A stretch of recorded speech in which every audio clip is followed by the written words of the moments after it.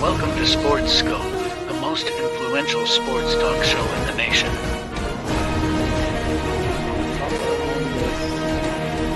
What is today, the 19th? Stay tuned for updates and great sports content. Hello, everybody. Welcome to Sports Scope. I'm your host, Robert Butler, on this 17th day of August. We're almost towards the end of the week, and I can't wait because I've been dealing with a sinus infection all week, folks, and I've been very busy in the day job. You know, the schools have started back here in the Nashville, Tennessee area, and the traffic's a little worse. To be honest with you, it's starting to pick back up again. Got Jim Jeffcoat coming in. Excuse me. He'll be here 30 minutes past the hour.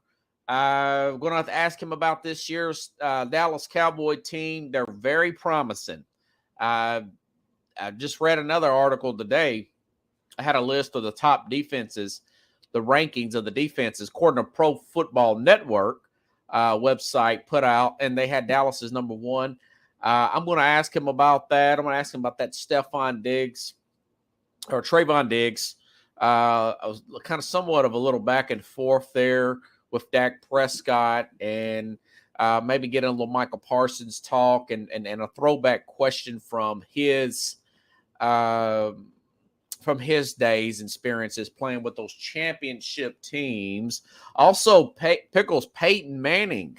Peyton Manning is teaching a class. I don't know if he's a part-time professor, full-time professor, temporary professor, but he is going to be involved in a communications class with University of Tennessee. Also, the AP Top 10. Give me my comments, who I think has a chance to get into the playoff. That came out earlier this week. There's so many other stories. I could not keep up. We'll go ahead and take our first and only break, and we'll come back here and hit the ground running here on Sports Scope.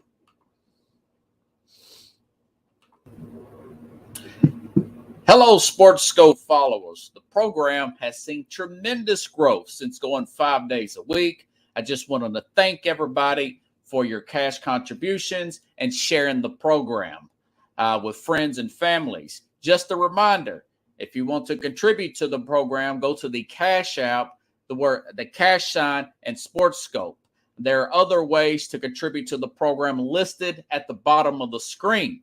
If you want to advertise on the program, go to sports, that is sports with an S, another S, scope, SKOPE, at gmail.com, just like it's listed at the bottom of the screen. Thank you and enjoy the program. All righty then. Okay. Interesting story here. Peyton Manning, legendary college player, University of Tennessee, NFL Hall of Famer. I've got him top 4. I've got him 4 off all-time NFL quarterback. Most got him. I mean, he's one of the greatest of all time. Peyton has been retired since the 2015-2016 season. Pulled a John A. Well, he won that second Super Bowl, rode off in the sunset. And you know what? He's done temporary stuff. He's made SNL appearances. He's done this Manning cast. I want to say, 1 or 2 years into that with his brother. Some of the stuff from behind the scenes has leaked out. He's very serious. He's cursing like, hey, man, where's the effing camera? So he's a very intense guy.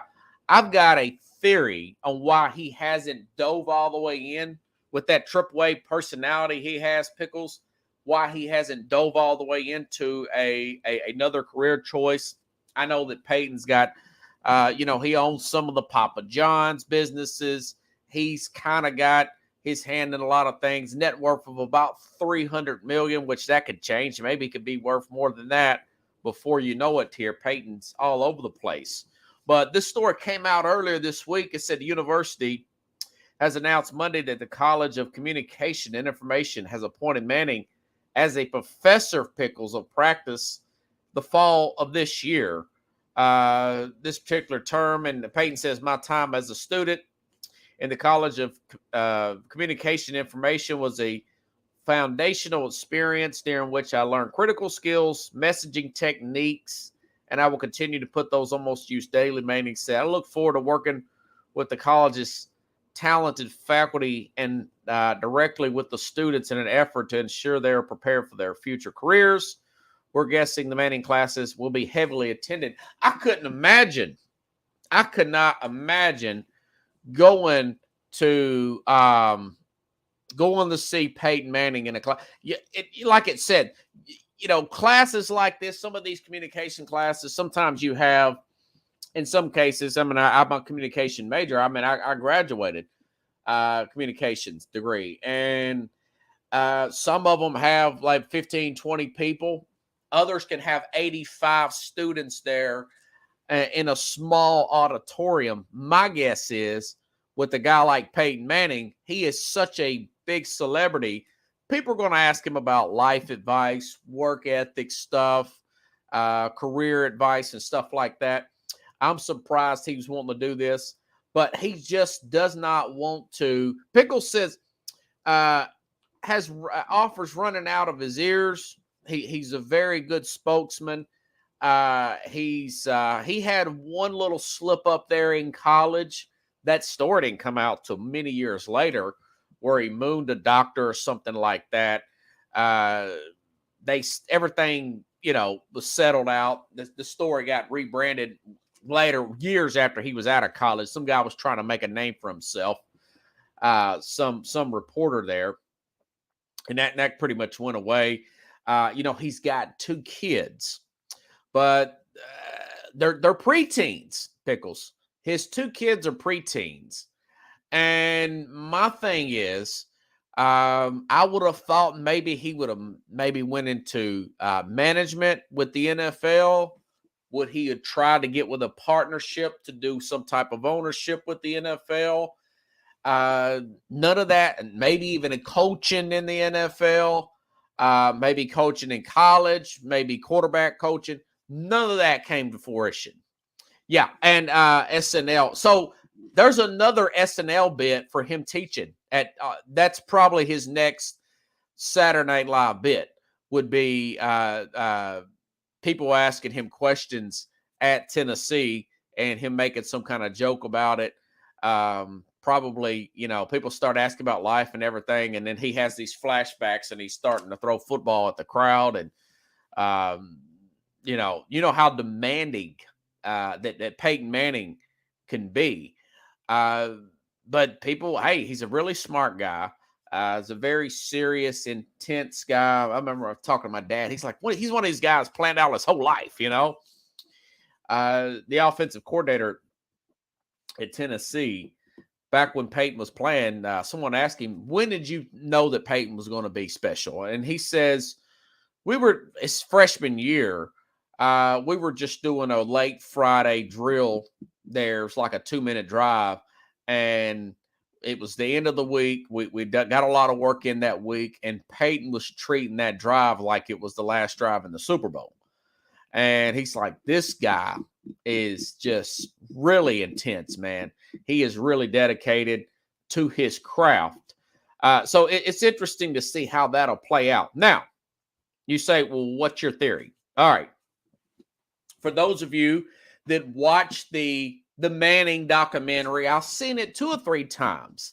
And I thought the most interesting part about the Mannings, I think it was a 30 for 30. Could be wrong. It was on ESPN years ago. I thought the most interesting part was about his dad, Archie. His dad committed suicide when he came back from school. And he just says, felt like his dad left him doing that, abandoned him. And he says, I'll never do that with my sons.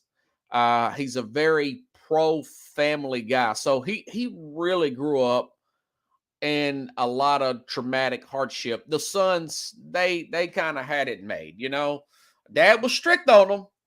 Dad made them finish everything they did, this documentary. But it was nothing compared to how Archie grew up.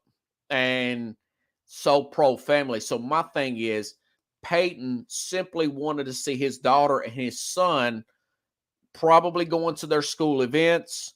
He really was involved in seeing what they're doing in school. Just little things, just spending quality. I think he's one of those guys. His dad ingrained that in his head, and ingrained that in his other son. Was it Cooper? His other one, Cooper and Eli, to be family oriented and not abandon the family like he did. He felt like his dad abandoned him when he committed suicide. So I think that has something to do with Peyton. He's wanting to get that extra time in. They were really young when he won back in 2015. One of them was still toddler size. He's holding the kids. One of the images. So now they're preteens, preteen, whatever. My guess is once they get in college, once those kids get in college, I think Peyton will dive into something. God knows what he will do. Maybe it be some kind of business. Maybe it'll be some kind of more involved in teaching and coaching at the University of Tennessee. Right now, that's what he's doing. He likes to help others. He's really into that. So that is my thing about Peyton. Like I said, I didn't expect it, but after doing research for that topic today, I just remembered what Archie said, the dad said about his dad committing suicide and leaving. He said, "Don't leave your kids, man. Don't leave those kids. Need you. They need you around." And he grew up in that football family, and Peyton saw how that the coaching can keep you away from your family. I've got Jim Jeffcoat coming on. Jim Jeffcoat coming on 30 minutes past the hour. He says those position coaches put a lot of hours. They put a lot of hours into their job, 60, 70, 80 hours a week sometimes. He says they do the work. They do the work. The head coach, basically 9 to 5. He even said that about Jimmy Johnson, Jim Jeffcoat is. And he was 6-year position coach. So that's interesting. Urban Meyer even said something about it. He said it hurt him that he missed a lot of his daughter's events and stuff. So Nick Saban said that, we have one date night a week, no matter what. I have that date night with my wife, and that's why he stayed married. It's a big thing with the families, coaching, playing. It's a big thing. It's a big sacrifice of the man's time in the coaching, and I think that that Peyton takes that stuff to heart, So, anyways, I didn't know. Yeah, Archie Manning's dad. Yeah, Chad sure did. It's the 30 for 30 called The Mannings. It's very good. Archie's story is more motivational because he's more of the regular guy. He did play football at the Ole Miss and everything, but he grew up dirt poor. And very humble beginnings. For Archie's more relatable.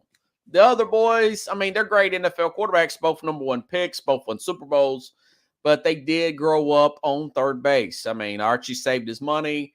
He went to everything with them, took care of the 3 boys, and Olivia, the wife there, Peyton and Eli's mom and Cooper's mom. The other brother would have got played college and maybe in the NFL. I think he was a receiver, but he got hurt in high school. So, Archie was in college when that happened. He came home from Ole Miss, and his dad had done that. And here's a quick note: Larry Bird's dad was very poor and very depressed, and Bird was more forgiving, saying that maybe he just felt like there was no way out. Really hard. Larry Bird's dad committed suicide. Sure did. That's ironic that they go up to be such great players and such influence, having that tragedy in their life. I'll watch a lot of sports documentaries. So, but Peyton will be down in Knoxville. Peyton is going to the games nowadays. He was in Knoxville. He was in Knoxville for the big Tennessee games last year when they beat Alabama. He's giving cigars to Hendon Hooker and Jalen Hyatt in the locker room. He's getting more involved nowadays. He's kind of doing his thing, He comes down to game day. The team has been in disarray for the last few years, and then here recently they've kind of got back on track, and he's kind of wanting to be a part of it. You see him everywhere. I saw him at the finals with Denver. He's got a place out in Denver. I guess he still has a condo or something out in Knoxville, Tennessee. The guy's all over the place. He's got Papa John's stores and everything, and Peyton is an interesting guy, man. It's hard to figure him out. Everybody's trying to give him a job. ESPN, ABC, CBS, Fox, they've been trying to get Peyton for years to be a color guy. I think he could be the next John. And here's my thing. Once those kids are in college, maybe he does. He's only 47. Maybe he does it at 55 or something like that. Maybe he does pull a John Madden and go into broadcasting full time. I know Brady's going to do it next year, but who knows? Peyton, somebody asked me about politics. Peyton's got too many friends on both sides of the aisle. I noticed that Marshawn Lynch was on the Manning cast. I don't think he wants the divisiveness that is involved in politics. I personally do not think Peyton will run for any office. I could be wrong, but I do not think that he will. Pickle says he would run for – I don't think he'll do that, but he might. He might. He's Peyton. Like he said, he quotes Forrest Gump all the time. It's like Peyton's Manning's like a box of chocolates. You never know what you're going to get. Yep, they sure did, Chad. So anyway, speaking of Peyton Manning, his former team in college is in the AP Top 25, University of Tennessee. I don't have much time to talk about this. I know Jim will be popping up here in the next 10 or 15 minutes. I think what I'll do is we'll get a little bit more involved in this tomorrow with Carlos Mad New Yorker Chavez as far as teams that he thinks can get to the college football playoff. And I'll say this. So the AP, I have more trust in the AP than I do the coaches poll. Speaking of Peyton, one of the biggest rivals of Tennessee was Florida, right? Steve Spurrier and that pressure cooker down there in Gainesville. He only coached there 10 years. The coaches poll, sometimes he would just vote for Duke to get in the coaches poll, the top 25. And he said he would do that because Duke gave him his first opportunity to be a head coach. How about Steve Spurrier? And most of the coaches give it to their a lower, an assistant or whatever you want to call it, some kind of intern. So the AP poll is much better than the coaches poll. It's much more accurate. I always look forward to the AP. It's usually a couple weeks that it came out, I think Monday or Tuesday, before the season starts. Labor Day weekend, which I can't wait. Not as good as matchups on this weekend as it should be, but there's some pretty good, not this weekend, in a couple weeks. Now, there's week 0, which is the week before Labor Day. I think Notre Dame is going to play Navy. That'll be somewhat of a, and it's played in another country. Nothing huge, but I think South Carolina and North Carolina is a pretty good matchup here coming up that weekend. But it should be much better. LSU and Florida State's playing too, but I think it's on like Sunday night or whatever. They're playing at Florida State this time. But getting to this top 25. Now, Georgia's number 1. Georgia, back-to-back national championships. Kirby Smart coach team. I want to say, what they lose? 9-10 players last year to the NFL. That doesn't count graduates.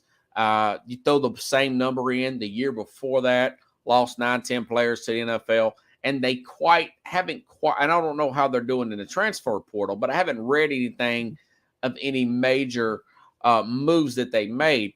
They recruit in the top 7, the top 5 every year, but maybe Kirby Smart's just a really good coach because their recruiting the last couple years hasn't been number 1 or number 2. It's been Alabama's out-recruited these guys, and they're still winning. So maybe their development, coaching staff, Kirby Smart's got this Dabo Swinney thing going either way, they've got a walk in the park schedule, and we talked about that before. It's embarrassing that a team that's won back-to-back national championships has got a schedule this easy.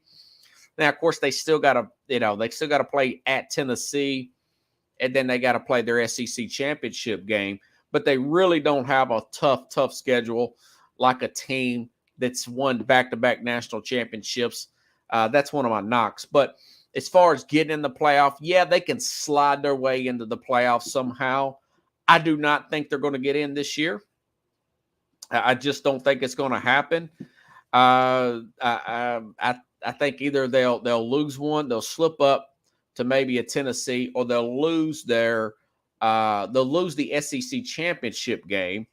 And I believe that possibly 2 SEC West teams could slide in there, being a LSU or an Alabama. LSU, this guy, what's his name? Jalen Daniels. This quarterback's coming back last year. Remember, they got blown. They lost a very tight opening game last year to Florida State. Bounced back. Now, Tennessee blew them out after that bye week, but they did bounce back and beat Alabama. Played Georgia for about a half, 3/4. Recruiting's got really good. Brian Kelly, very good coach. Proved that he was a good coach at Notre Dame. Immediately at LSU. Now, they got to go play at Alabama this year. Okay? And let me just say this. Ohio State's number 3, and I do think this Ohio State's a little bit overrated. I know they're probably always a top 10 team because of Rondé's recruiting ability. They're extreme skill players. I mean, look at the NFL players they're putting out. These receivers, Marvin Harrison, I just talked about him the other day. Harrison's supposed to be top 5 pick. Some could say he could go maybe 3rd or 4th. I think that's a little crazy for a receiver because it's such a big quarterback-heavy draft coming up in April. But they're actually, Pickles, ranked ahead of Alabama. The last time Alabama was ranked this low, they won a national championship. So they've got bulletin board material. Michigan's number 2, by the way. Practically everybody coming back, even their running back that I didn't think was going to come back. McCaffrey, their quarterback, who's also potentially be an NFL prospect. Somehow Jim Harbaugh worked out something with the NCAA where they put that suspension off, okay? There's speculation that this may be his final year, and he's going to hop to the NFL. There's some coaches on the hot seat. Maybe go to a Tampa and get a lot of authority down there. I expect Todd Bowles to be fired. Maybe they get the number 1 pick in Arizona and they dump Kyler Murray and bring in a Jim Harbaugh. Maybe he doesn't, he always wears his welcome out everywhere he goes. He's a very strong, but hey, I do think they're a legit playoff team this year. Okay. They've got Ohio State at home. I want to say they play at Penn State, and a lot of people picking Penn State to make the playoff too. Penn State between Ohio State and Michigan. I'm not too sure about that. I think AC may find a way in, but I was reading today that Clemson's quarterback has taken leaps and bounds. He played in the bowl game. Now, Tennessee beat him in the bowl game. That Clemson defense is always good. It's really well coached. I'm sure Dabo Swinney wished he had his his defensive coordinator back, which is the head coach now of Oklahoma. He may have this guy back. By next year because I think Oklahoma's let me see if they're even ranked. Where are they at? I think Oklahoma's going to wash out quick. They're 20th in the AP. They did recruit really well. Would they lose 6 or 7 games last year? This guy, Lincoln Riley, left them with a pretty loaded team. He is Brett Venables. Brett Venables, Oklahoma coach, in my opinion, he's coordinator material. He's one of these overly animated guys, very good at what he does, not a good manager of the whole. He's more of a small task manager kind of guy. Nothing wrong with that, but I don't think they're going to do anything. And but like I said, I think Michigan's got what it takes to get in. Alabama, LSU, USC's one of those teams. Clemson, one of those teams. Yeah, Pickle says go Vols. Yes. Yeah, and Pickles, I don't know why Harbaugh, something happened. They got that suspension uplifted, and that thing is going to some other department to be investigated. I don't know.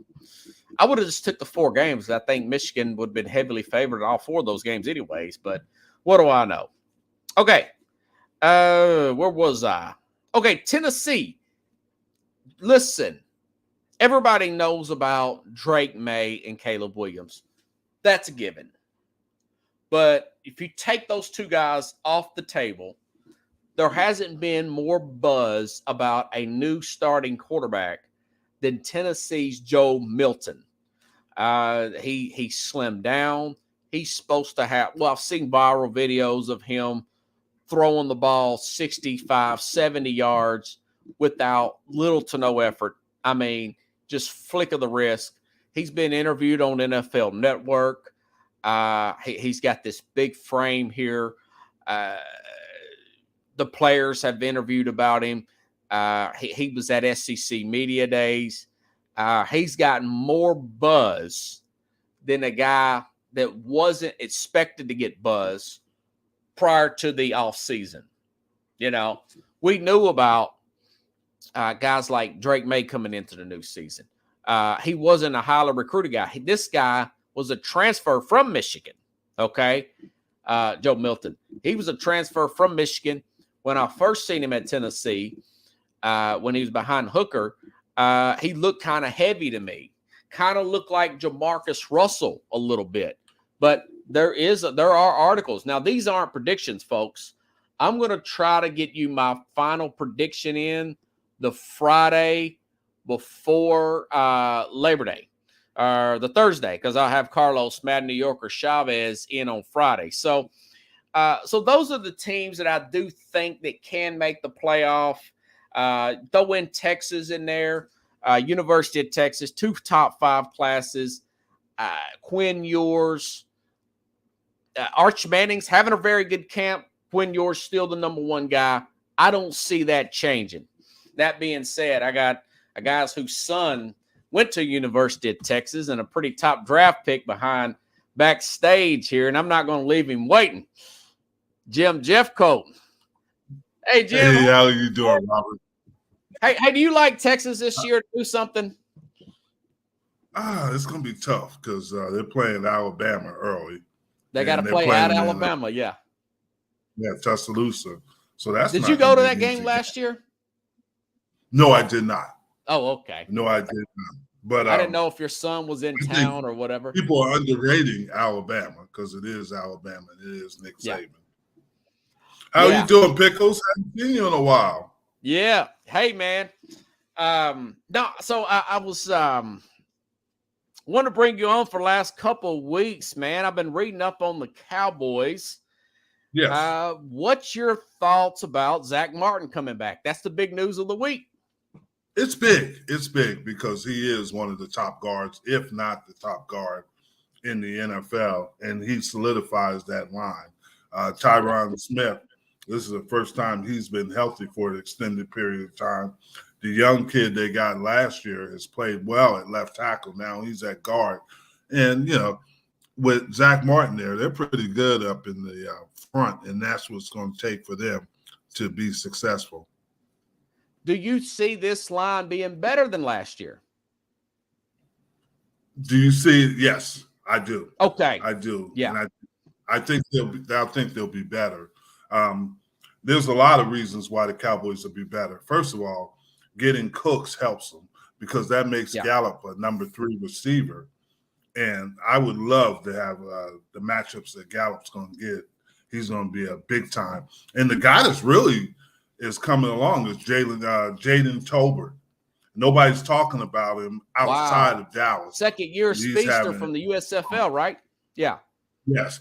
No. Second, he is from South Alabama, actually. Oh, okay. Who was the guy didn't he get one of those semi-pro leagues? Devontae Turpin. Oh, okay. Turbin. I get the two mixed up. Yeah. yeah. Let Their me four ask top you this. receivers are pretty good. Yeah. Yes. All right. This is not a hot take. I'm not saying this because you're here. Is this the best team Dallas has had since your group 30 years ago? No, but they're the best team they've had in 10 years. Okay. Who was better, man? No, Romo had some pretty good teams. They had some good talent. But that is the best team they've had in the last 10 years. And this will be interesting because they do have the ability to play with anybody. And you got to remember, they led the league in points scored. People don't realize they average 29.7 points a game. Yeah. Well, they're fifth and they're in really defense. good defensively. Yeah. Yes. Yeah. They're better defensive with this Moxie Smith. He'll help them a lot. What are your thoughts on Mike McCarthy? I think it's a good thing. The national media does not agree with me. I think it's a good thing that McCarthy's calling the plays and Moore's moved on. They threw the ball too much. Dak led the league in interceptions last year. I know. Think of where you but would everybody's talking about that. Yeah. And that's the big thing. But the thing that Dak did, he started getting a lot of interceptions after he was injured. Okay. And he missed those games. Came back. I don't know if he was 100%. I always say this about Dak. Dak is a guy that if out of 32 teams, 20 teams would love to have Dak Prescott as their starting quarterback. And his record against the NFC East is phenomenal. And that's the thing you got to realize. Yeah, you know what? I heard you guys talking about this the other day. I looked it up. The last time a team won the NFC East back-to-back, 2001 to 2004, that's over 20 years ago, it was the Eagles. And that was, yes, the Philadelphia Eagles, yes. So do you expect Dallas to win this year? I do expect them to win it. And Philly's talented, but the hard thing about it, and I've been on a team that went back-to-back. Yeah. That second year is tough. Plus, they are all worried about what happened in the Super Bowl. The Super Bowl's over. There's nothing you can do about it. But all you ever hear was, they didn't think they got a fair shot in the Super Bowl. It's over with. There's nothing you can do about it. Kansas City is champions. And when that's on the back of your mind, you just got to worry about winning games now. Yeah. Who do you think's the leader of this team?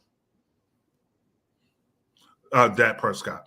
It is Dak. Okay. The reason why I asked that, this players poll, the top 100, they've got Michael Parsons as 9th.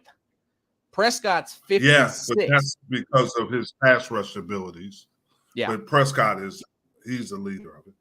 Have you talked to the team this year? Have I talked? Not yet.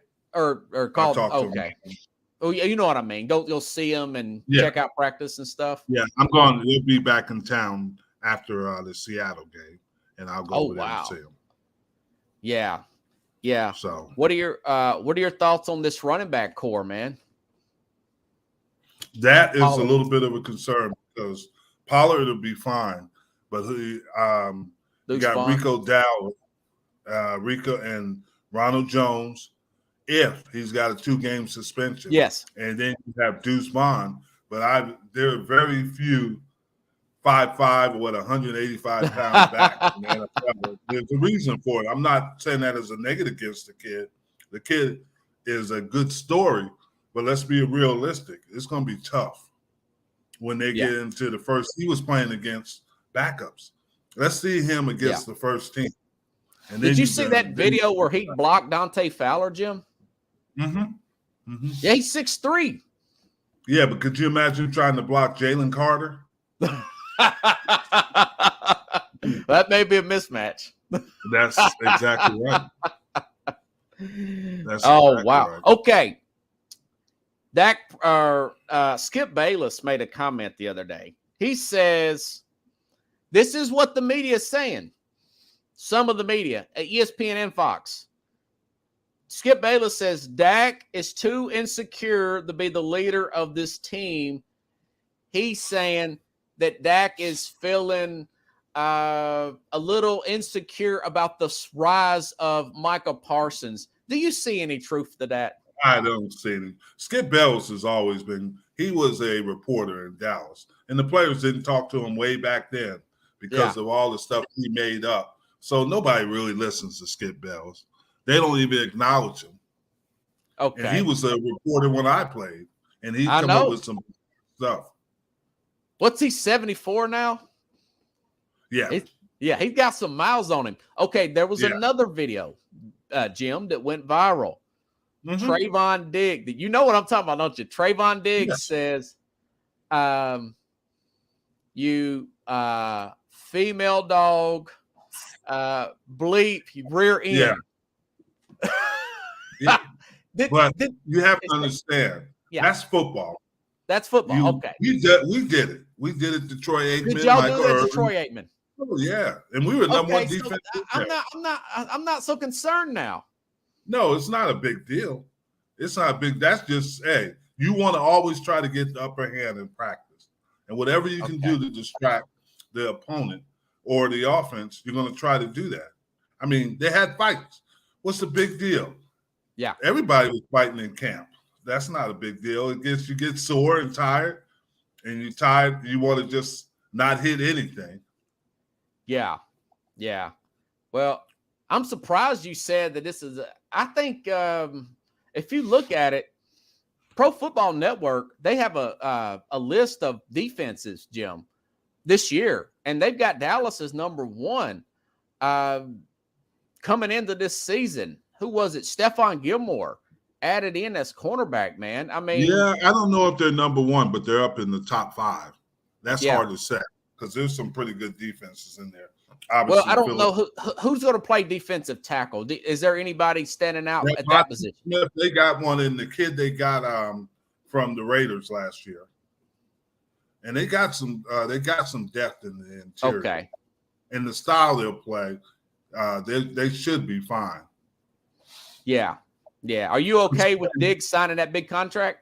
Yes. Okay. I mean, he's young. The bad part of it is he's going to outplay that contract in the next 2 years because somebody else is going to get a big contract. That's actually Zach Martin. Yeah, that's actually what happened to Zach Martin. He outplayed his contract. Yeah. And that's an unfortunate thing. Now in this era of football is a lot of these guys outplay their contracts early. Yeah. Yeah. Well, I wanted to ask you, man, I finished the Jimmy Johnson book and, he told this story after Emmitt Smith held out the 2 games, the 93 season, you guys go 0-2. Charles Haley takes his helmet and throws it at Jerry Jones. Did that happen? He didn't throw it at Jerry Jones. He threw it at a locker and broke it. Oh, okay. A locker. So you read the book too. Yeah, he didn't. Said pay the man. Yeah, he didn't even say that. He was just PO because we did lose. We lost 2 games in a row, and the last one was to Buffalo, who we beat in the Super Bowl twice. Yeah. Yeah. Do you have any Charles Haley? I mean, I hear he's nuts, man. Do you have any Charles Haley stories? What he was bipolar. And, yeah. He was an interesting personality. He loved to play football, and he played hard, things like that. But he never showed up early. He couldn't sit in a locker room. He was always the last one in the locker room, and he just put on his gear and go play. He never sat in the locker room. And that might have been. And he was on medication, but they had to wean him to play in the games. So Fridays were when he had the bizarre behaviors. Wow.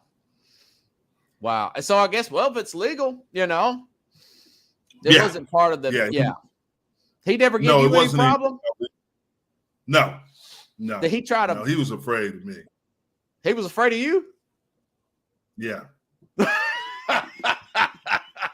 Hey, man, so you're bigger than he is? Jersey. Oh, okay. We're about the same size, but I remember I'm from Jersey. I know where the bodies are buried at. Oh, okay. There was a guy that played for the 49ers. You know who I'm talking about. Crazy guy, white guy, linebacker. I can't remember his name. Romanowski? That's it, Romanowski. Romanowski said that Charles Haley was a bully, and he bullied him. And he said he finally belted him a couple of times. That's his words, not mine. And then he said he left him alone. After that, everything was fine. Yeah. What do you think? Typical Charles. We had a lot of alpha dogs. We had a lot of guys. And he wasn't one bully. He wasn't. And that's a little problems what happened to the Dallas later on is because all these guys had left in free agency, and there was nobody there that could stand up to Charles. We had guys that weren't afraid to stand up to him. Yeah. And that's the thing. But I enjoyed playing with Charles. I enjoyed playing with him. He brought it every game, didn't he? Yeah, he played hard. You know, they got their first road win in 30 years. And you was the last, it was your team that done that. Road playoff win. And so when did you get to the point where Jimmy Johnson's here? I think he took over, 89 or 88? 89? Yes, he did, 89. When did you get to the point where you guys are saying, this guy's a real deal, man? Did y'all have a particular game where you think, okay, we can win a Super Bowl with this group? When did that click in with you? When we went and beat Philly, and that's when we knew we were going to be pretty good because we had struggled against Philly in the previous. Was this in 92 or 91? This was 91. Okay. And they sacked Troy Aikman, I want to say, 12, 13 times. And after that, when we played him the second time, they didn't sack him at all. And we were pretty good. We were getting better on defense. And we had got better. And that's when we knew we had a chance. We went to the second round of the playoffs in 91. Okay. But we lost to Detroit with Barry Sanders. So what happened the next year, we got Charles. Now, you can never have enough pass rushers. Yeah. So we had pass rushers. We had guys that could play the run. We had great linebackers, Ken Norton Jr., Darren Smith, Dixon Edwards, guys like that.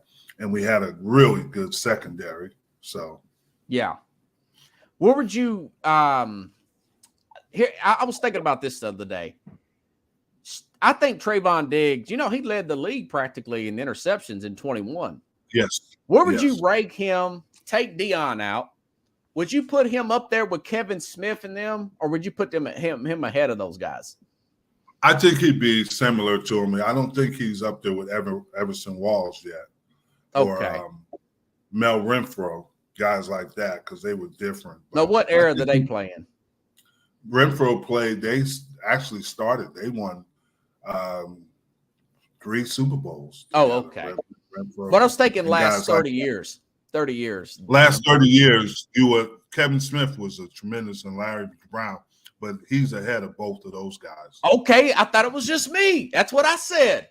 Yeah, yeah. Would you put him over Newman? Yeah, I put him over Terrence. Okay, we're on the same page. That's what I was telling my audience, Jim. I say this guy's really that good. Yeah, he is that good. And he gets to practice against his brother all the time in the off season, so I'm sure that makes him even better. Nobody talks about that. A friend of mine wanted me to say, okay, there was a guy that he is the uncle of Jeffrey Simmons, and my friend said he played with you, and I can't remember his name. Do you remember that? No. I'm trying to find the name, Jim, if I could find it. Jason Hatcher, does that ring a bell? Yes. He didn't play with me. Hatch played with my son at Washington. Hatch lives in Dallas. He is a tremendous guy. Was that's the Uncle Jeffrey Simmons here in Tennessee. I didn't know that. Do you realize how big Hatch is? Hatch No, is I about don't. 6'6". He's about 290, 295, and he was a tremendous. He helped my son. They played in Washington together. Yeah. And then he obviously played for Dallas too. Great guy. Who's the toughest guy you went against, man? I mean, if you have one lineman, who? Mike Ken from Atlanta. I thought he was one of the best. Yeah. And I played some great offensive linemen, but some reason Ken was probably my most difficult one. Yeah. Yeah. You didn't hesitate there. No, Did he I make know Pro Bowls and stuff, or he just had your number? He'll probably eventually be in the Super Bowl. I mean, Super Bowl, Hall of Fame. Excuse me. Pickles asked a question: what's the best competition for the position in count?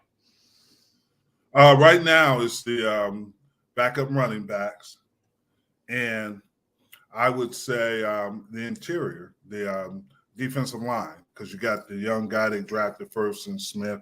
They got some veterans, and that's going to be some difficult cuts up there. Those two are big. They're good in the linebacker core. They're good in the secondary, but they're going to have to find some depth in both of those positions. Okay. Do you see any surprise cuts coming up? I'm sure there will be. I don't see. I wouldn't be surprised if they let Turpin go. Okay. Because they got some. This Tolbert is really good. He's really good. And they can use Guzman as the return guy. Yeah. Do you think he's going to get a lot of playing time, Deuce Vaughn? I think he's going to be a situational guy. Okay. Because, he can get lost with those big linemen sometimes. And that's the thing, because he's so little. And he's a tough kid, but I think he'll make the team. I don't know how much he'll play, but he should be effective in roles. They'll have roles for him. Yeah. Everybody's talking about the running game. This is old Green Bay Packers, if you think about it. Yeah. And that's the thing. They say they're going to run the ball more, but don't let them fool you. With that receiving core and that tight end, they're going to throw the ball. It might not be as much as last year. What's that guy's name? Jake Ferguson? Do you like that other tight end that's going to be starting? Him a lot. I like him a lot. I like him better than the tight end they had last year. It's Schultz. Yeah, Schultz. I think this kid is more competitive. I would go to practice, and I didn't think Schultz competed. He was, he had talent, but he wasn't a competitor to me. Yeah. Yeah. I tell you what, this team is a legit Super Bowl bubble team. I mean, I don't. Yeah. It's the thing is, and with all teams, with Philly, New York Giants, and all those teams in the East, is health. Who's going to come out of the health? Because there's some matchup issues. When they play the Giants the first game, they got to figure out how they're going to stop Darren Waller, because they don't match up well with him. You don't want to put a tight end linebacker on him because he's going to run by him, but you put a safety on him, he's too big. So Waller, if he's healthy, he's a matchup nightmare. Maybe put a corner on him, but I don't know. I think he'll beat the Giants. Don't tell Mac that. Oh, shoot. I know we're going to beat them. We haven't lost them in quite a while, but it's going to be a good game. It's going to be a good game because it's the first game of the year. Yeah. And, they got the Jets off that Monday night game, and that's in Dallas. You going to that game? Yes, I will be there. You're going to see Rodgers. Yes. Yeah. They haven't done well against Rodgers, believe it or not. They've struggled against Rodgers. Rodgers sees your number. He sees that cowboy uniform. His eyes get big, man. And the only place he's only won one Super Bowl, and it was in Dallas. Yeah. Yeah. But he's not in Green Bay now, and they're having offensive line problems, Jim. Big time. And they were on Becton. I don't know if they can fix those offensive line problems. And they got all the receivers. They got the running back. Yeah. Hey. Got cooked this week. Yeah. If you can't block, then you got problems. Parsons, I think he's special, man. And I don't know. I mean, do you think McCartney can sell that to Dak to say, we want this to be about the defense and field position? Well, I think he is going to sell it. I think he already has. I think Dak wants to win because, to me, And Yeah. people might disagree with me, but I think Dak is the third best quarterback that the Cowboys have ever had. Obviously, the number one would be Starback, then Aikman, and I think he's ahead of Romo. I think he's a better leader than Romo. He's more trustworthy, I'll tell you that. Yes. You know, Romo is admitted, similar to Brett Favre. You get the highs and the lows. reckless. Yep. Yeah. And although he did have his 15 picks, you know, And that's true. And, Yeah. And I agree with you, but he did have the hand injury, and I'm not making excuses for him. Yeah. That's not acceptable. And they I always think maybe that was Keelan Moore being too aggressive. And that's part. But I would say 7 of those picks were the receivers getting the ball to pop up. If you remember the Jacksonville Jaguars game. Oh, I hated that game. Brown. I lost some money in that game, Jim. Yeah, Noah Brown, 3 times the ball popped up into the defender's hand. So. Yeah. But now I was going to say Romo admitted that he was calling audibles inside the red zone just to get his passing stats up. Yep. I don't think Dak would do that. No, I don't think so either. Yeah, so that's why I'm a Dak guy over a Romo guy. Mm-hmm. Yeah, he just turned 30 this year. Yeah, so he's got a little bit more left in him. So yeah. Tolbert, what does he say? Is he related to the guy that played for Dallas? Is there another Tolbert? Okay. No, he's Tony Tolbert, who played with me. He was a defensive lineman. I just like this kid because he makes plays, and he is a football player. They rave about his study habits. They rave about how he prepared himself, and it's showing up on the field. It showed up last week in the game. Yeah. So was he a guy that you seen? You're saying Ferguson competes in practice, the ones that you've seen? Yes. And you like Tolbert too in practice? Yeah. And that's where it starts at, especially with young players, how competitive they are. And that's why Parsons is so successful. That's why Diggs is. They're young players, but they compete in practice. And I want them to have a little bit of nastiness to them on both sides. Yeah. So you like a good fight in practice every now and then? Yeah, it said, shoot. I had a clause in my contract to keep practice going. I thought you was the guy that broke fights up. No, I was the one that started them sometimes. If it was Jimmy would come over and tell me there's a low in practice, so I had to start a fight. Jimmy would say that? Yeah. What about the coach before Jimmy? Coach Landry, no, that was a little different. He wore the suit like me. He was like, nah, let's not do that. He was like you. He was would he fine you? Yeah, he would fine me. I got in trouble. I heard Don Shula would fine you too. Yeah, I got in trouble one time for breaking the offensive lineman's nose in practice. Oh, wow. Oh, man. But if you play for Buddy Ryan, you get a star for that. Yeah, I get a trophy. Yeah. Did you was you ever thrown out of a game? No. Nobody was thrown out of games when I played. You should see some of the. You could go on YouTube and see some of the videos, some of the fights. They were a little different back then. Were you ever penalized? Unnecessary roughness? Yeah. What's the worst case where you thought, man, this could get serious, man? Oh, Philly? No, it wasn't Philly. It was okay. Minnesota. It was Tommy Kramer. Okay. And we weren't very good back then, and he was a jerk. So I elbowed him right in the back of his neck. Then the whole crowd got in there? The whole offense and defense got in a big brouhaha. Oh, wow. Was this Jimmy's first year? No, this was 80s. At the end of Tom Landry's. Oh, okay. Yeah. Years as a coach. Did you all play Herschel Walker when he got traded to Minnesota? Did y'all play against him? No, I didn't play against Herschel, and we're real good friends until he got to Philadelphia, of all places. Because he played. How did the team take that trade, by the way? I never did ask you that. We were shocked.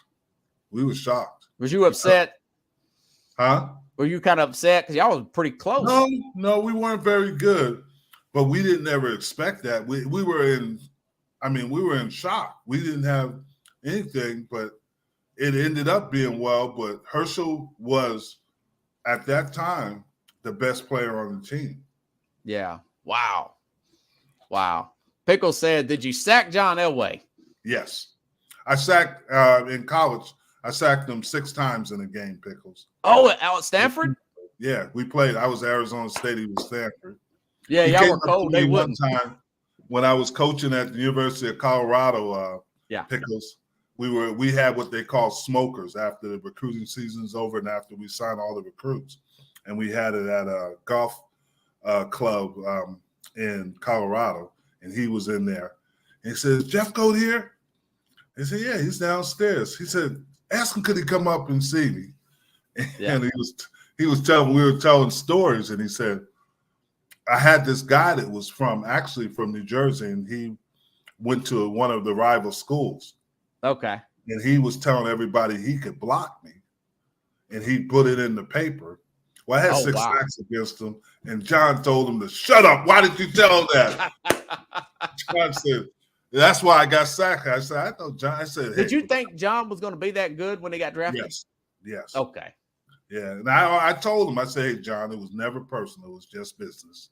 Pickle says he's hit more times than Joe Louis. Yeah. He's got his knees look like a road map, Pickles. Man.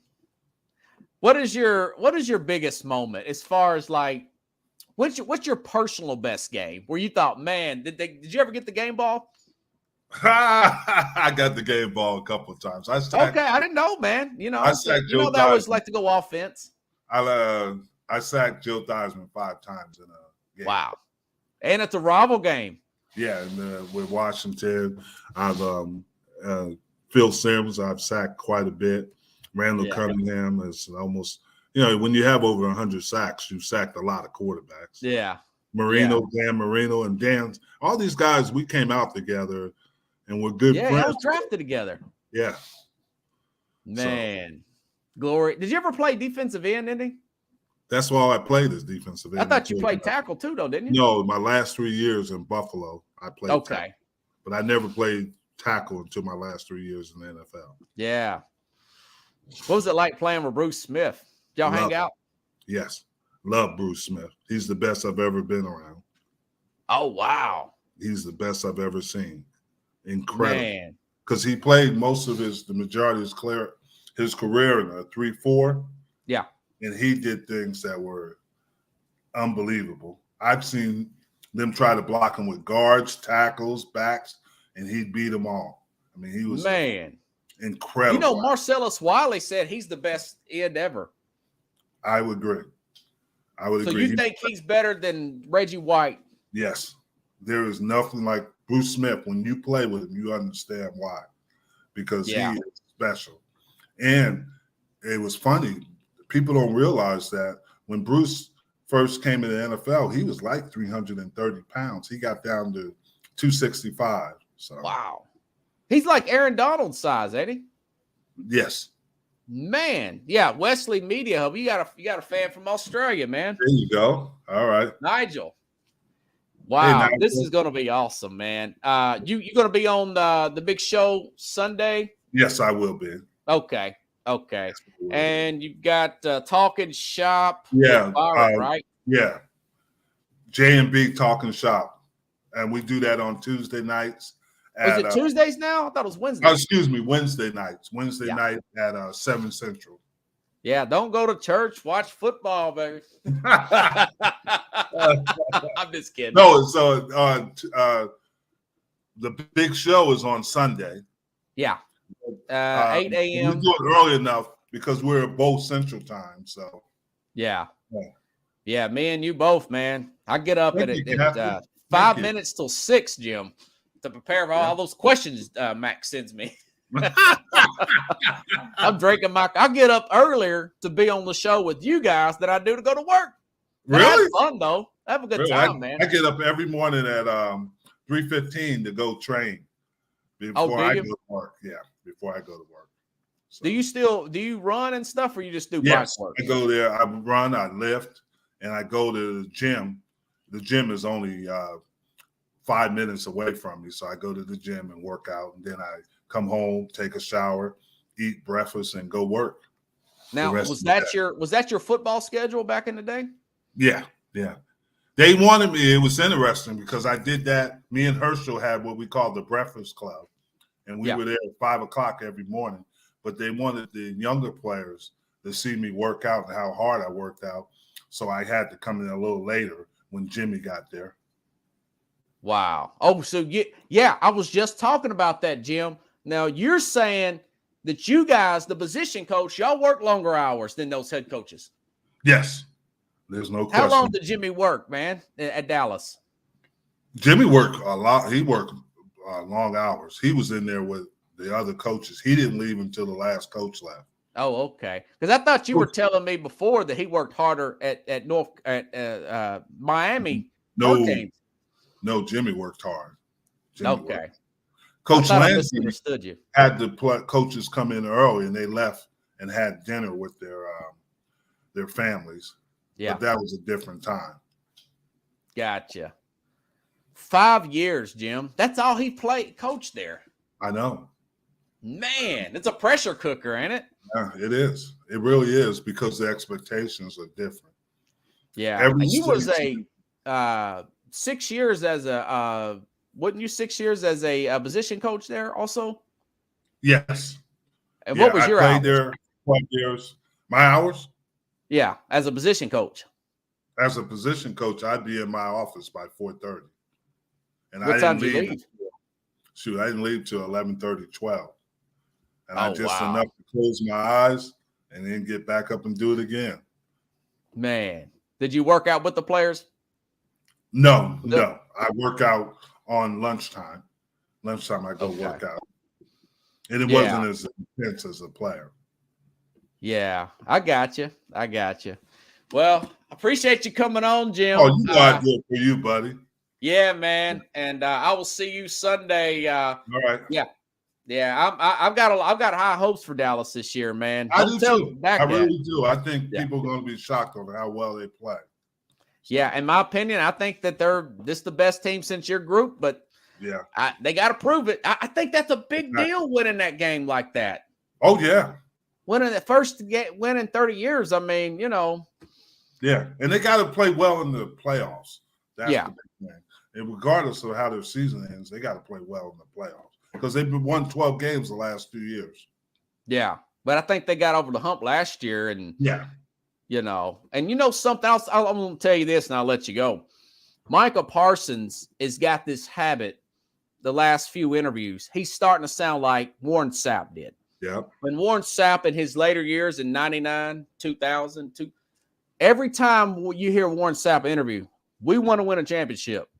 That's all he says. And have you noticed that Michael Parsons? Yes, I have.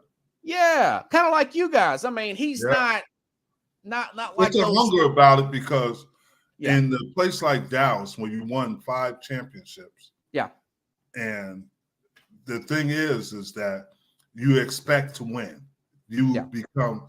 I still live off of the championships I win, and you become a part of the legend because you had the Starbacks, you had the guys like that, the 24 sets that I came in with, the Randy Whites, the Ed Too Tall Jones, and you want to be a part of that. Man, that's what he said. He just don't want to be on TV and make a lot of money, Jim. There you go, Robert. He's not like us. All right, man. All right, buddy. Have a good one. I'll see you Sunday, buddy. All right. See you. All right, everybody. Jim Jeffcoat here. If you like the show, please share the show. I'll be back on tomorrow with Carlos Mad New Yorker Chavez. Thank you, Chad. Appreciate that. Thank you, Pickles. Thank you, Nigel. Pickles, I'll make sure and ask him that Sunday if he ever got his knee replaced. Seemed like he's in really good shape here. And like I was telling you guys before, I wouldn't suck it up to Jim. You guys watch the program every day, This Dallas team is going to be that good. Now, a slew of injuries can take down anybody. Don't get me wrong. But I do think this particular team's going to be really good. Field position and defense, Pickles, just go back old school, okay? So have a good night, everybody. Great show. Thank you, Corey. I'm glad you got a chance to see it tonight, man.